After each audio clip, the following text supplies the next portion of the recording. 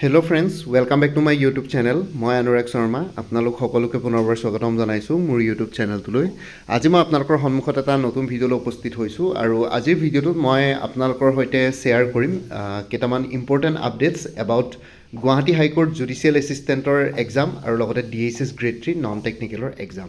ঠিক আছে, চ' আপোনালোকে মোক বহুতে কমেণ্ট ছেকশ্যনত বা মেছেজ কৰি পেলাই বহুতে সুধি থাকে যে এই দুটা পৰীক্ষাৰ ওপৰত আপডেট দিবৰ কাৰণে। চ' মই গুৱাহাটী হাইকোৰ্টৰ জুডিচিয়েল এছিষ্টেণ্টৰ কথা যদি কওঁ, প্ৰথমতে গুৱাহাটী হাইকোৰ্ট জুডিচিয়েল এছিষ্টেণ্টৰ কথা ক'ম। চ' গুৱাহাটী হাইকোৰ্টৰ জুডিচিয়েল এছিষ্টেণ্টৰ যোনটো প্ৰিন্সিপাল ছিট মানে গুৱাহাটীৰ কাৰণে একজেক্ট গুৱাহাটী ছিটৰ কাৰণে পৰীক্ষাটো মাৰ্চ মাহত অনুষ্ঠিত নহ'ব চাগে, কাৰণ মাৰ্চ 28ত অলৰেডি গুৱাহাটী হাইকোৰ্টৰ যোনটো ইটানগৰ বেঞ্চ আছিলে, ইটানগৰ বেঞ্চৰ কাৰণে অলৰেডি ৰিটেন এক্সামিনেশ্যনৰ স্কেডুল কৰা হৈছে। ঠিক আছে, চ' সেইটো কাৰণে আপোনালোকে ইটানগৰ বেঞ্চৰ কাৰণে যিসকল কেণ্ডিডেটছ আছিলে তেওঁলোকৰ পৰীক্ষা এইটো জুডিচিয়েল এছিষ্টেণ্টৰ এক্সামে হয়, খালি 28 মাৰ্চত সেইটো অনুষ্ঠিত কৰা হ'ব। চ' সেইটো কাৰণে যোনটো জুডিচিয়েল এছিষ্টেণ্ট প্ৰিন্সিপাল ছিট আছিলে গুৱাহাটী হাইকোৰ্টৰ, যোনটো মানে আমাৰ অসমৰ কাৰণে, চ' সেই পৰীক্ষাটো জুডিচিয়েল এছিষ্টেণ্টৰ মাৰ্চত হোৱাৰ সম্ভাৱনা নাই। আৰু যদি আমি এপ্ৰিললৈকে যাওঁ, ঠিক আছে, এপ্ৰিললৈকে যদি যাওঁ তেতিয়াহ'লে এপ্ৰিলততো আপোনালোকৰ ইলেকশ্যন আছে। এপ্ৰিলৰ ফাৰ্ষ্ট উইক ছেকেণ্ড উইকতো ইলেকশ্যনে চলি থাকিব, বহুতকেইটা ফেজেছ। আই থিংক 12 তাৰিখমানলৈকেতো ইলেকশ্যনে থাকিব। তাৰপিছত ইলেকশ্যনৰ কাউণ্টিং হ'ব। ইলেকশ্যনৰ কাউণ্টিং হোৱাৰ পিছত ৰিজাল্টছ ডিক্লেয়াৰ কৰিবগৈ একেবাৰে আই থিংক মে'ৰ 21 তাৰিখ মানে। চ' সেই সময়ছোৱাত পৰীক্ষা কণ্ডাক্ট কৰিব নে নকৰিব নাজানো, কাৰণ পৰীক্ষা কণ্ডাক্ট কৰিবৰ কাৰণে কি হয়, এক্সাম চেণ্টাৰ্ছবিলাক ল'বলগীয়া হয়, বহুতবিলাক এক্সাম চেণ্টাৰ্ছ। এতিয়া গুৱাহাটী হাইকোৰ্টে যেতিয়া পৰীক্ষা কণ্ডাক্ট কৰিব তেওঁলোককো এক্সাম চেণ্টাৰ্ছ লাগিব, স্কুলছ বা কলেজেছ সেইবিলাক আৰু লগতে তাতে ছিকিউৰিটি পাৰ্চনেল লাগিব। এতিয়া আছাম পুলিচৰ বহুতবিলাক ছিকিউৰিটি বহুতখিনি পাৰ্চনেলছ মানে ইলেকশ্যন ডিউটিতে বিজি হৈ থাকিব। চ' সেইটো কাৰণে এক্সাম কণ্ডাক্ট কৰিব পাৰিব নে নোৱাৰে নাজানো। এনেই গুৱাহাটী হাইকোৰ্টটো যিহেতু এটা অট'নমাছ আৰু ছেপাৰেট বডি হয়, ঠিক আছে, চ' সেইটো কাৰণে তেওঁলোকে এনেই এক্সাম কণ্ডাক্ট কৰিব পাৰে নিয়মমতে, এনেকুৱা নহয়, কাৰণ এইটো আছাম গভৰ্ণমেণ্ট বা চেণ্ট্ৰেল গভৰ্ণমেণ্টৰ আণ্ডাৰত নহয়। আছাম গভৰ্ণমেণ্টৰ আণ্ডাৰত হ'লে মানে হয়তো পৰীক্ষা কণ্ডাক্ট কৰিব নোৱাৰিব, কাৰণ ইলেকশ্যন অলৰেডি চলি থাকিব বা কাউণ্টিং চলি থাকিব। সেইটো সময়ছোৱাত কোনো এক্সাম কণ্ডাক্ট নহ'ব। অসম চৰকাৰৰ এক্সাম আপোনালোকে এপ্ৰিল আৰু মে' মাহত এক্সপেক্ট নকৰিব। ঠিক আছে, মানে ক'ব নোৱাৰি, পাতিবও পাৰে নাপাতিবও পাৰে, কিন্তু জেনেৰেলি পতাৰ চান্সেছ কম থাকিব এই দুটা মাহ। বাকী মডেল কোড অফ কণ্ডাক্ট লাগিলেও নালাগিলেও পৰীক্ষা কণ্ডাক্ট কৰে, কাৰণ অলৰেডি এডভাৰটাইজমেণ্ট ওলোৱা পৰীক্ষাবিলাক কণ্ডাক্ট কৰিবই, মডেল কোড অফ কণ্ডাক্ট লাগিলেও নালাগিলেও।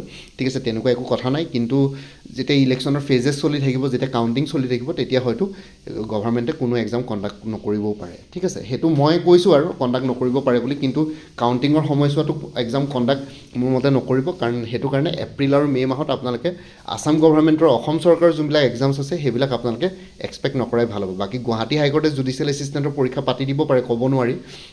এপ্ৰিল মাহৰ ইলেকশ্যনৰ পাছত কাউণ্টিঙৰ সময়ছোৱাতো পৰীক্ষা কণ্ডাক্ট কৰি দিব পাৰে, কাৰণ এইটো এটা অট'নমাছ বডি হয়। তথাপিতো চাব লাগিব যে এক্সাম চেণ্টাৰ্ছবিলাক তেনেকৈ ল'ব পাৰে নে নোৱাৰে, গভৰ্ণমেণ্টে সিমানখিনি মেন পাৱাৰ থাকিব নে নাথাকিব এক্সাম চেণ্টাৰ্ছবিলাক হেৰি কৰিব, কাৰণ বহুতবিলাক টিচাৰ্ছেই হওক বা অন্যান্য যিমানবিলাক অফিচাৰ্ছ থাকিব সেইবোৰ ইলেকশ্যন ডিউটিত বিজি থাকিব, কাউণ্টিঙৰ সময়ছোৱাতো বিজি থাকিব। ঠিক আছে, চ' সেইটো কাৰণে সেইটো সময়ছোৱাত অসম চৰকাৰৰ মেন পাৱাৰ বহুত কম থাকিব, আৰু গুৱাহাটী হাইকোৰ্টৰ নিজৰ মেন পাৱাৰ ইমান নাই যে কণ্ডাক্ট কৰিব পাৰিব। টিচাৰ্ছ, পুলিচ পাৰ্চনেল, সেই গোটেইবিলাক বস্তু, এডমিনিষ্ট্ৰেটিভ পাৰ্চনেল, সেই গোটেইবিলাক বস্তু আছাম চৰকাৰৰ পৰাই ল'বলগীয়া হয় তেওঁলোকে। চ' সেইটো কাৰণে মোৰ মতে গুৱাহাটী হাইকোৰ্টৰ জুডিচিয়েল এছিষ্টেণ্টৰ পৰীক্ষাটো এপ্ৰিলৰ মাহত হোৱাৰ সম্ভাৱনাও কম আছে, কিন্তু ক'ব নোৱাৰি, আপোনালোকে ৰুল আউট কৰিব নোৱাৰে যে এপ্ৰিলত নহ'ব বুলি। চ' সেইটো কাৰণে আপোনালোকে সেইটো চাই পেলাই আপোনালোকে প্ৰিপেৰেশ্যন কৰি থকাই ভাল হ'ব মোৰ মতে। খালি মাৰ্চত যে এক্সামটো নহ'ব সেইটো মই অলম'ষ্ট কনফাৰ্ম, কাৰণ মাৰ্চৰ 28ত গুৱাহাটী হাইকোৰ্টৰ জুডিচিয়েল এছিষ্টেণ্ট ইটানগৰ ব্ৰাঞ্চৰ কাৰণে অলৰেডি ডেট ফিক্স কৰা হ'ল। ঠিক আছে, চ' ইটানগৰ ব্ৰাঞ্চৰ যোনখিনি কেণ্ডিডেটছ আছে তেওঁলোকে পৰীক্ষা দিব লাগিব 28 মাৰ্চত। খালি গুৱাহাটী হাইকোৰ্টৰ যোনটো প্ৰিন্সিপাল ছিট সেইটোৰ পৰীক্ষা হয়তো মাৰ্চত হোৱাৰ সম্ভাৱনা কম আছে, আৰু এপ্ৰিলতো হোৱাৰ সম্ভাৱনা কমেই দেখিছোঁ। তথাপিতো আপোনালোকে এপ্ৰিলত হ'ব বুলি প্ৰিপেৰেশ্যন কৰি থাকিব। মই প্ৰিপেৰেশ্যনটো এৰি দিব নকওঁ, কাৰণ মোৰ কথা মতে নচলে। ঠিক আছে, চ' সেইটো কাৰণে আপোনালোকে প্ৰিপেৰেশ্যন কৰি থাকিব। আপোনালোকে আপডেট দিব কৈছিলে, চ' মই মোৰ ফালৰ পৰা যোনখিনি লজিক লগাব পাৰোঁ, যোনখিনি এনালাইচিছ কৰিব পাৰোঁ, সেইখিনি আপোনালোকক কৈছোঁ। বাকী DSS গ্ৰেড 3 নন টেকনিকেলৰ পৰীক্ষা এতিয়া ধৰক মাৰ্চ মাহটো আছেগৈ, মাৰ্চ মাহৰ ভিতৰত যদি কেনেবাকৈ কণ্ডাক্ট কৰিব পাৰে পাৰিব, কাৰণ মাৰ্চ মাহত বাকী অন্য এক্সামছবিলাকো চলি থাকিব, কিছুমান এক্সামছ অলৰেডি স্কেডুল কৰা হৈছে। ঠিক আছে, এতিয়া DSS গ্ৰেড 3 নন টেকনিকেলৰ যোনটো 191 পোষ্ট আছিলে তাৰ কাৰণে এক্সামছ মাৰ্চ মাহত এনেই অকল জাষ্ট মাৰ্চ মাহটোৱে চান্স আছে। আজিতো ফেব্ৰুৱাৰী লাষ্ট ডে হয়, 28 ফেব্ৰুৱাৰী। ঠিক আছে, আজি ফেব্ৰুৱাৰী লাষ্টৰ দিন হয়। বাকী মাৰ্চ মাহত চান্সেছ আছে পৰীক্ষা কণ্ডাক্ট কৰা DSS গ্ৰেড 3 নন টেকনিকেলৰ। মডেল কোড অফ কণ্ডাক্ট লাগিলেও নালাগিলেও পৰীক্ষা কণ্ডাক্ট কৰিব পাৰিব, মই সেইটো বস্তু কনফাৰ্ম কৰিছোঁ। ঠিক আছে, মই সেইটো বস্তু কনফাৰ্ম কৰিছোঁ। মডেল কোড অফ কণ্ডাক্ট লাগিলেও আগতে অলৰেডি অলৰেডি এডভাৰ্টাইজমেণ্ট ওলোৱা, অলৰেডি অনলাইন এপ্লিকেশ্যন হৈ যোৱা পৰীক্ষাৰ ফাৰ্ষ্ট ফেজে হওক বা ফাইনেল ফেজে হওক এক্সাম কণ্ডাক্ট কৰিব পাৰে। চ' তেনেকুৱা একো কথা নাই। কিন্তু DSS গ্ৰেড 3 নন টেকনিকেলৰ পৰীক্ষা এতিয়া মাৰ্চ মাহটো আছে। মাৰ্চ মাহত যদি কোনোবা এটা ডেটত যদি তেওঁলোকে ফিক্স কৰি দিয়ে তেতিয়াহ'লে পৰীক্ষা কণ্ডাক্ট কৰিব পাৰিব। যদি মাৰ্চ মাহটো নহয় তেতিয়াহ'লে এপ্ৰিল আৰু মে' মাহতো পৰীক্ষা কণ্ডাক্ট কৰাৰ সম্ভাৱনা বহুত কম আছে। তেনেকৈ হ'লে মানে মে'ৰ একেবাৰে লাষ্টৰ ফালে গুচি যাব, হয়তো ইলেকশ্যনৰ পাছতে। কাৰণ আগতেও মই দেখিছোঁ ইলেকশ্যনৰ ৰিজাল্ট ডিক্লেয়াৰ কৰা এদিন বা দুদিনৰ পাছতে যোনবিলাক পৰীক্ষা অলৰেডি পেণ্ডিং হৈ থাকে তেনেকুৱা পৰীক্ষা কণ্ডাক্ট কৰি দিয়ে, ঠিক আছে। চ' সেইটো কাৰণে জাষ্ট ইলেকশ্যনৰ ফেজেছকেইটা, ভোটিঙৰ ফেজেছকেইটা আৰু লগতে আপোনালোকৰ কাউণ্টিঙৰ যোনটো সময়ছোৱা থাকে সেইখিনি ৱেইট কৰি পেলাই লগালগ পৰীক্ষা কণ্ডাক্ট কৰি দিয়া দেখিছোঁ মই এদিন দুদিনৰ পাছতে। চ' সেইটো কাৰণে মানে এতিয়া ক'ব নোৱাৰি DSS গ্ৰেড 3 নন টেকনিকেলৰ পৰীক্ষাটো এতিয়া এপ্ৰিল মাহততো কাউণ্টিং চলি থাকিব বা কিবা কিবি চলি থাকিব। সেইটোৱে মই ক'লোঁ গুৱাহাটী হাইকোৰ্টৰ জুডিচিয়েল এছিষ্টেণ্টৰ কথাও যে মেন পাৱাৰ কমি থাকিব, তাতে বহুতবিলাকে ইলেকশ্যন ডিউটিত বিজি হৈ থাকিব। পুলিচ পাৰ্চনেলে হওক বা অন্যান্য যোনখিনি পাৰ্চনেলছ থাকে, টিচাৰ্ছখিনিও ইলেকশ্যন ডিউটিত এংগেজ কৰি ৰাখিব গভৰ্ণমেণ্টে। চ' সেইটো কাৰণে DSS গ্ৰেড 3 নন টেকনিকেলৰ পৰীক্ষা এনেই মাৰ্চ মাহটোত আপোনালোকৰ এটা সম্ভাৱনা আছে মাৰ্চ মাহত কণ্ডাক্ট কৰিব পাৰিব যদি কোনোবা এটা ডেট ফিক্স কৰিব পাৰে, কোনো এটা দেওবাৰ বা শনিবাৰে তেনেকৈ। কাৰণ আজিকালি পৰীক্ষাবিলাক শনিবাৰেও পাতি দিয়ে, ঠিক আছে। চ' সেইটো কাৰণে আপোনালোকে শনিবাৰটো ৰুল আউট কৰিব নোৱাৰে। কেতিয়াবা ৱৰ্কিং ডেইজতো পৰীক্ষা পাতা দেখিছোঁ মই। চ' সেইটো কাৰণে ক'ব নোৱাৰি। চ' মাৰ্চ মাহটোত এনেই অলপ চান্সেছ আছে পৰীক্ষা কণ্ডাক্ট কৰে যদি মাৰ্চৰ যদি ফাৰ্ষ্ট উইকতে যদি কিবা নটিফিকেশ্যন দি দিয়ে যে এইটো ডেটত পৰীক্ষা কণ্ডাক্ট কৰিব। কাৰণ অলৰেডি বহুত আগতেই তেওঁলোকে নটিফিকেশ্যন দিলে। চ' পৰীক্ষা পটককৈ কণ্ডাক্ট কৰি দিব। সেইটো কাৰণে আপোনালোকে সাজু হৈ থকাটো উচিত। আৰু লগতে বাকী যদি মাৰ্চত কেনেবাকৈ পৰীক্ষা নহয়, মোৰ মতে এপ্ৰিল মাহতো পৰীক্ষা কণ্ডাক্ট নকৰিব, তেতিয়াহ'লে মে'ৰ লাষ্টৰ ফালে গুচি যাব। মে'ৰ লাষ্টৰ ফালে মানে 21 তাৰিখৰ পাছত, মানে ধৰক মে'ৰ লাষ্ট উইকলৈকে গুচি যাব পাৰে DSS গ্ৰেড 3 নন টেকনিকেলৰ এক্সামটো। চ' সেইটো কাৰণে মই ইমানখিনিয়ে ক'ব বিচাৰোঁ এজ অফ নাও। বাকী ইয়াতকৈ মই একো আপডেট দিব নোৱাৰোঁ। এজ অফ নাও মই আপোনালোকৰ সৈতে এইখিনি বস্তু এনালাইচিছ আৰু অকণমান লজিক লগাই পেলাই আৰু লগতে কিছুমান ইনফৰ্মেশ্যন গোটাই পেলাই কথাটো ক'লোঁ। এনেই যেতিয়া আগতে মই খবৰ লৈছিলোঁ DSS গ্ৰেড 3 নন টেকনিকেলৰ, তেতিয়া মোক কৈছিলে তেওঁলোকে বহুতে, ডাইৰেক্টৰ অফ হেল্থ ছাৰ্ভিচেছৰ বহুতখিনি মানুহ চিনাকি আছে মোৰ। তেওঁলোকে কোৱা মতে মাৰ্চৰ ভিতৰতে মানে হেৰি কৰি পেলাই ৱাইণ্ড আপ কৰিম বুলি ভাবিছিলে গভৰ্ণমেণ্টে পৰীক্ষাটো কণ্ডাক্ট কৰি পেলাই। কিন্তু এতিয়া চাব লাগিব যে মাৰ্চ মাহত কণ্ডাক্ট কৰিব পাৰে নে নোৱাৰে। সেই তেতিয়া মই 3 মাহমানৰ আগতে খবৰ লওঁতে তেনেকৈ কৈছিলে, কিন্তু এতিয়া দেখিছোঁ অলপ চিনিয়ৰটো বেলেগ হৈছে। চ' সেইটো কাৰণে চাব লাগিব, লেটছ চি। মাৰ্চ মাহত যদি কিবা ডেট দিব পাৰে দিব পাৰিব, যদি কেনেবাকৈ কিবা এক্সামছৰ মাজত যদি তেনেকৈ ডেট উলিয়াব পাৰে। যদি নোৱাৰে তেতিয়াহ'লে আপোনালোকে মে'ৰ লাষ্টৰ ফালে এক্সপেক্ট কৰিব পাৰে। এপ্ৰিল মাহত চাগে পৰীক্ষা এক্সপেক্ট কৰিব নোৱাৰে, কাৰণ এইবাৰ বিহু আছে, ইলেকশ্যন আছে, গোটেইবিলাক বস্তু আছে, গোটেইবিলাক বস্তু বিজি হৈ থাকিব গোটেইখিনি ৰাজ্যখন। চ' সেইটো কাৰণে আপোনালোকৰ মই এইখিনিয়ে জনাব বিচাৰোঁ, ঠিক আছে। আৰু বাকী যদি আপোনালোকে আপকামিং এক্সামছবিলাকৰ কাৰণে প্ৰিপেৰেশ্যন কৰি আছে তেতিয়াহ'লে কৰ্চেছ এভেইলেবল আছে। মই অলৰেডি আপোনালোকক কৈছিলোঁ বাকীবিলাক ভিডিঅ'ত। চ' ইয়াতে গুৱাহাটী হাইকোৰ্টৰ জুডিচিয়েল এছিষ্টেণ্টৰ এটা ফুল কৰ্চ এভেইলেবল আছে 350ত। গুৱাহাটী হাইকোৰ্টৰ জুডিচিয়েল এছিষ্টেণ্ট ইটানগৰ বেঞ্চ, যোনটো 28 মাৰ্চত হ'ব, তাৰ কাৰণে এটা ফুল কৰ্চ এভেইলেবল আছে 200ত, ঠিক আছে। আৰু লগতে গুৱাহাটী হাইকোৰ্টৰ মাল্টিটাস্কিং ষ্টাফৰ ফুল কৰ্চ এভেইলেবল আছে 325ত, ঠিক আছে। কৰ্চবিলাক আপোনালোকে PDF ফৰ্মেটত পাই যাব, MCQs ফৰ্মেটত। বাকী মেথছ, এপ্টিটিউড আৰু যোনটো ৰিজনিং থাকিব তাতে step by step explanation, formula, গোটেইবিলাক বস্তু পাই যাব। এজ পাৰ অফিচিয়েল চিলেবাছ গোটেইখিনি বস্তু ইয়াতে ইনক্লুডেড আছে। কি বুলি কয়, GK, English, Assamese, maths, aptitude, reasoning, current affairs, গোটেইবিলাক বস্তু এজ পাৰ অফিচিয়েল চিলেবাছ ইয়াতে ইনক্লুডেড আছে। কোনোবা যদি ইণ্টাৰেষ্টেড কেণ্ডিডেটছ আছে এইটো নম্বৰ হোৱাটছএপ কৰি জনাব পাৰে 9706557851। ঠিক তেনেদৰে PNRD বহুতখিনি ভেকেঞ্চিছ ওলাইছিলে। PNRD অসমৰ ফুল কৰ্চ এভেইলেবল আছে 250ত। লগতে আছাম ৱেৰহাউচ মেনেজাৰৰ ফুল কৰ্চ এভেইলেবল আছে 250ত, ঠিক আছে। আপোনালোকে এইটো নম্বৰ হোৱাটছএপ কৰিব পাৰিব 9706557851। DSS DME গ্ৰেড 3 নন টেকনিকেলৰ ফুল কৰ্চ এভেইলেবল আছে 250ত। DSS DMEৰ বহুতখিনি পষ্ট ওলাব বুলি শুনিছোঁ এইটো বছৰ, 350ৰ পিছত এভেইলেবল আছে। এইটো নম্বৰ হোৱাটছএপ কৰিব পাৰিব।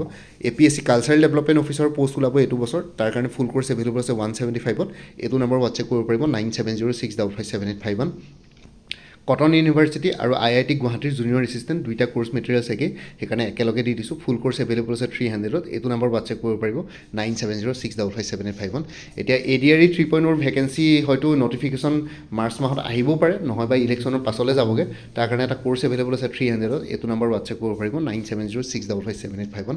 BTCৰ ফৰেষ্ট আৰু ফৰেষ্টাৰ আৰু ফৰেষ্ট গাৰ্ডৰ পষ্ট ওলাইছিলে, তাৰ কাৰণে ফুল কোৰ্চ এভেইলেবল আছে 275ত। এইটো নম্বৰ হোৱাটছএপ কৰিব পাৰিব। লগতে Assam police sub inspector assistant jailor forester constable grade 4 অন্যান্য যোনখিনি পোষ্ট আছিলে তাৰ কাৰণে ফুল কোৰ্চ এভেইলেবল আছে 300ত এইটো নম্বৰ হোৱাটছএপ কৰিব পাৰিব 9706557851 আসাম কম্পিটিটিভ এক্সামছ বুলি এটা ফুল কোৰ্চ এভেইলেবল আছে 400ত ইয়াতে অসমৰ যিকোনো কম্পিটিটিভ এক্সামছৰ কাৰণে ষ্টাডি মেটেৰিয়েলছ প্লাছ বহুতখিনি কম্পিটিটিভ এক্সামছৰ previous year question papers with answers included আছে গোটেই কোৰ্চ মেটেৰিয়েলছখিনিৰ লগত ঠিক আছে চ' ইয়াতে ADRE Assam police DSS DME Guwahati high court এপিএছচিৰ ডিপাৰ্টমেণ্টেল এক্সামছ এই গোটেইবিলাক বস্তু ইয়াতে কভাৰ হৈ যাব ঠিক আছে আৰু লগতে এপিএছচি চিডিপিঅ'ৰ এবাৰ পোষ্ট ওলাব বুলি শুনিছোঁ তাৰ কাৰণে ফুল কোৰ্চ এভেইলেবল আছে ইংলিছ আৰু জেনেৰেল নলেজৰ ওপৰত 200 ৰুপিছত লগতে এপিএছচিৰ ৰিচাৰ্চ এছিষ্টেণ্ট ফাইনেন্স বাজেটৰ ফুল কোৰ্চ এভেইলেবল আছে 300ত এইটো নম্বৰ হোৱাটছএপ কৰিব পাৰিব 9706557851 34খন প্ৰিভিয়াছ ইয়াৰ কুৱেশ্যন পেপাৰ্ছৰ ছেটছ এভেইলেবল আছে য'ত APSC high court DSS DME ADRE Assam police সেইবিলাকৰ কুৱেশ্যন পেপাৰ্ছ ইনক্লুডেড আছে উইথ এনচাৰ কিছ 125 ৰুপিছত এভেইলেবল আছে কাৰোবাক যদি লাগে এইটো নম্বৰ হোৱাটছএপ কৰি জনাব পাৰে লগতে এনে current affairs exam oriented maths aptitude reasoning with step by step এক্সপ্লেনেশ্যনৰ ফৰ্মুলা এনে কোৰ্চ মেটেৰিয়েলছবিলাকত ইনক্লুডেড আছে কোনোবাই যদি বেলেগকৈ ল'ব বিচাৰে 100 ৰুপিছত এভেইলেবল আছে আপোনালোকে মোক মেছেজ কৰি জনাব পাৰে এইটো নম্বৰ 9706557851 এপিএছচি ফৰেষ্ট ৰেঞ্জাৰ আৰু ছইল কনজাৰ্ভেশ্যন ৰেঞ্জাৰ ফুল কোৰ্চ এভেইলেবল আছে ইংলিছ আৰু জেনেৰেল নলেজৰ ওপৰত 350ত এইটো নম্বৰ হোৱাটছএপ কৰিব পাৰিব 9706557851 আসাম এগ্ৰিকালচাৰ ইউনিভাৰ্চিটিৰ নন টিচিং পষ্টবিলাকৰ কাৰণে ফুল কোৰ্চ এভেইলেবল আছে 300ত এইটো নম্বৰ হোৱাটছএপ কৰিব পাৰিব 9706557851 এপিএছচি এছিষ্টেণ্ট ইঞ্জিনিয়াৰ বা জুনিয়ৰ ইঞ্জিনিয়াৰ ফুল কোৰ্চ এভেইলেবল আছে জেনেৰেল ষ্টাডিজ আৰু ইংলিছ গ্ৰামাৰৰ ওপৰত 250ত এইটো নম্বৰ হোৱাটছএপ কৰিব পাৰিব 9706557851 আৰু মোৰ পৰা কোৰ্চ ল'লে আপডেটেড কাৰেণ্ট এফেয়াৰ্ছবিলাক লাইফ টাইম পাই থাকিব তাৰ কাৰণে কোনো ফাৰ্ডাৰ পে'মেণ্ট কৰিব নালাগে প্ৰত্যেক মাহৰ ষ্টাৰ্টিং বা বিগিনিঙতে এটা ৰিমাইণ্ডাৰ মেছেজ দিলেই হ'ল যে প্ৰিভিয়াছ মান্থ বা লাষ্ট মান্থৰ কাৰেণ্ট এফেয়াৰ্ছ লাগে মই লগে লগে আপোনালোকৰ সৈতে শ্বেয়াৰ কৰি দিম ঠিক আছে চ' কোনোবা যদি ইণ্টাৰেষ্টেড কেণ্ডিডেটছ আছে এইটো নম্বৰ হোৱাটছএপ কৰি জনাওক 9706557851 আপোনালোকক কোনটো কোৰ্চ লাগে কোৰ্চৰ কণ্টেণ্টছখিনি শ্বেয়াৰ কৰিম লগতে পে'মেণ্টৰ লিংক দি দিম পে'মেণ্ট কৰাৰ লগে লগে গোটেই কোৰ্চটো নিজৰ হোৱাটছএপত PDF ফৰ্মেটত পাই যাব আৰু কোনোবাই যদি আগতে মোৰ পৰা কিবা কোৰ্চ মেটেৰিয়েলছ লৈ থৈছিলে এবাৰ জনাই দিব তেতিয়া আগৰ মেটেৰিয়েলছখিনি বাদ দি